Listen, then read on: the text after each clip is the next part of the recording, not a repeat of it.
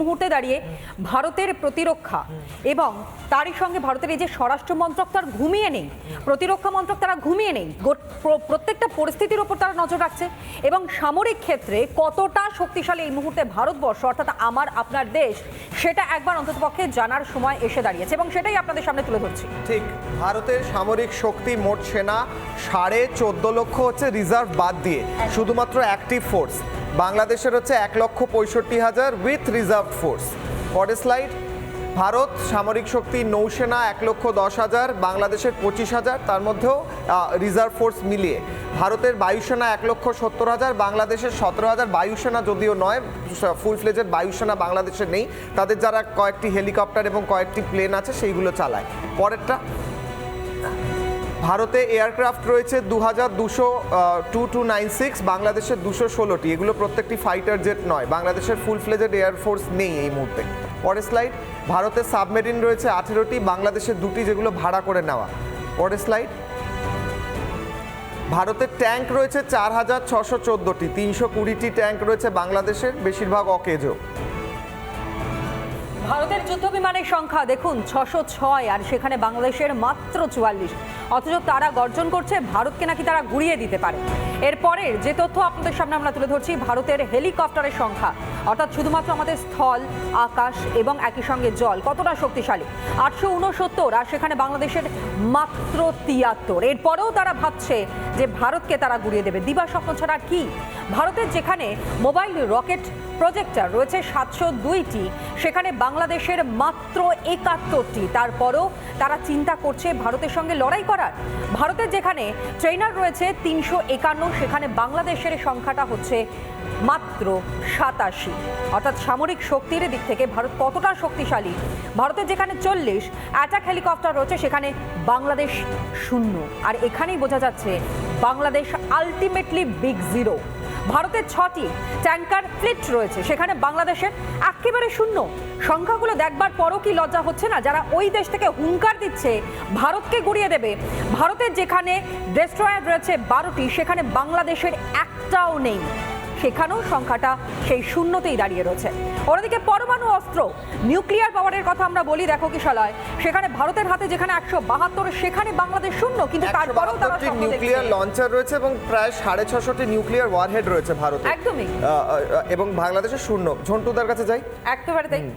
ঝন্টুবাবু, এখান থেকেই তো প্রশ্নটা উঠে আসে, যে পরিসংখ্যানটা আমরা দেখালাম, এই পরিসংখ্যানটা দেখার পর যারা গতদিনে বলেছেন যে 4 দিন সময় লাগবে কলকাতাকে দখল করে নেবে, যারা আমেরিকাকে ধ্বংস করতে চাইছে, ভারতকে ধ্বংস করতে চাইছে, তারাই ঘুম থেকে উঠে এই ছবিটা দেখবার পর হাসছে নাকি যে কি বলে ফেললাম আমরা?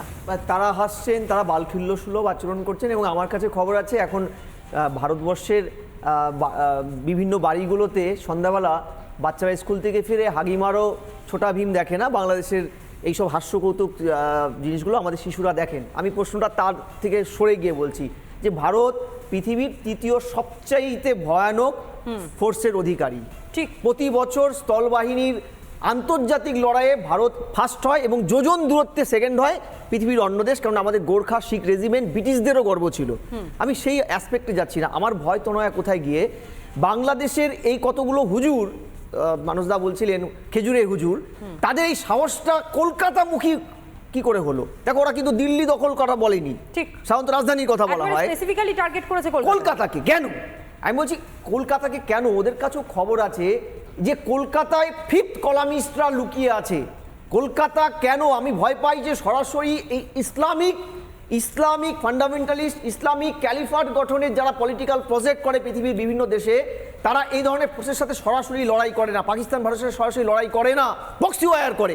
এই কারণে 174 জন জঙ্গিকে ছাড়িয়ে দিয়েছে ওরা সোনার বাংলা গঠন করতে নয়, ভারতকে প্রক্সি ওয়ারে আক্রান্ত করতে। কারণ জানে ভারতের ভেতরে একটা ডিপ স্টেট প্যারালালি চলে।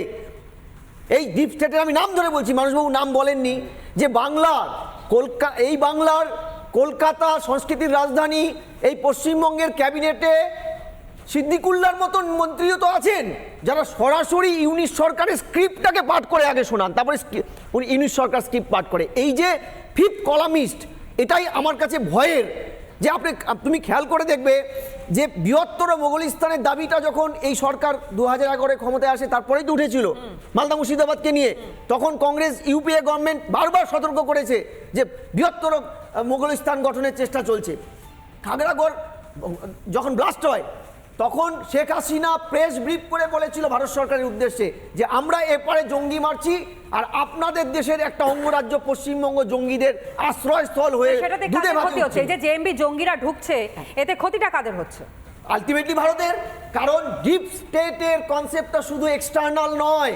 ডিপ স্টেটের সংজ্ঞা যদি তুমি ইউকিপিডিসে পড়ো, ডিপ স্টেট একটা স্টেটের ভিতরও প্যারালালি সেই দেশের একটা ভিন্ন মানসিকতার লোকের দ্বারাও গড়ে ওঠে। দেখবে তুমি 46-এ সোহরাবুদ্দিন সরকার বৃহত্তর বাংলার প্রধানমন্ত্রী, এই ভারতের অংশ, তার আন্ডারে সরকারের একদম ওই সরকারের হিন্দুও ছিল, প্রচন্ড হিন্দু।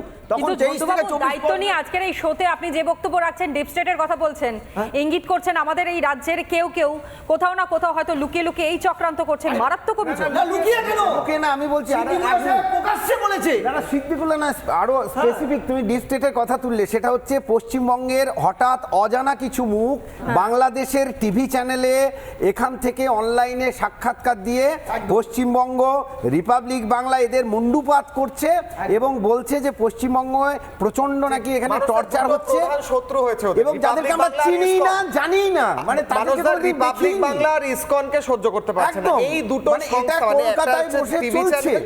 হ্যাঁ, আমরা একটা বাইট শোনাবো। গতকাল শেখ হাসিনা এটা খুব গুরুত্বপূর্ণ, আজকের দিনে 15 দিন হলো চিন্ময় কৃষ্ণ প্রভু জেলে রয়েছেন, তাকে কোনো আইনি সহায়তা দেওয়া হয়নি। গতকাল শেখ হাসিনা এই কথা তুলেছেন, কি বলেছেন তিনি শুনবো, দ্রুত ফিরবো আলোচনা।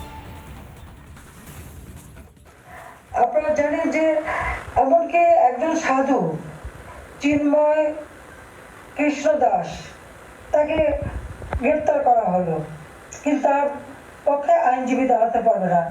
এটা কোন ধরনের বিচার যে একজন আসামির পক্ষে আইনজীবী দাঁড়াতে পারবে না? যদি কোনো আসামি আইনজীবী না দিতে পারে তো এটা সরকারের দায়িত্ব আইনজীবী নিয়োগ দিয়ে দেওয়া, ন্যায় বিচারের স্বার্থে। বাংলাদেশে ন্যায় বিচার নাই, এবং তার পক্ষে দাঁড়ালো কেন? সেই জন্য আইনজীবী পিটিয়ে হত্যা করা। এবং তাদের এবারে আমরা একটা অদ্ভুত ব্যাপার দেখি যে মানুষকে পিটিয়ে হত্যা করা। ব্রেকের আগে 2 মিনিট আছে, 1 মিনিট করে যাবো। ঝন্টুদা, হ্যাঁ, আমি বলছি যে এই প্যারালাল ফোর্সটা সোহরাবুদ্দিন সরকারের সময়ও যখন 23% 24% হিন্দু এন্টায়ার ইয়েতে, সেখানেও কিন্তু সোহরাবুদ্দিন ডিরেক্ট অ্যাকশন ডে পালন করেছিল। ভারতে কেন এরা সরাসরি যুদ্ধ না করে, এই দেখো যারা আলু, কাঁচা লঙ্কা, শুকনো লঙ্কা কিনতে পারে না, তারা প্রকাশ্যে কলকাতা দখল করবে বলছে, তার তো সামান্য ভিত্তি থাকতে পারে। যে সরকার, এই যে স্টেট গভর্নমেন্ট, তারা কি প্রকাশ্যে কোনো ব্রিফ দিয়েছে?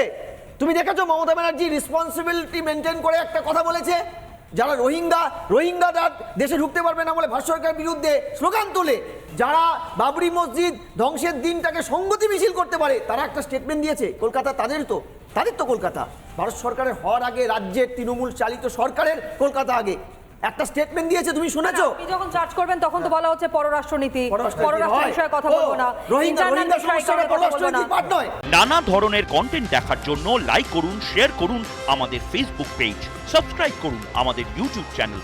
পাশাপাশি অন্যান্য ব্রেকিং নিউজের জন্য অবশ্যই চোখ রাখুন রিপাবলিক বাংলায়।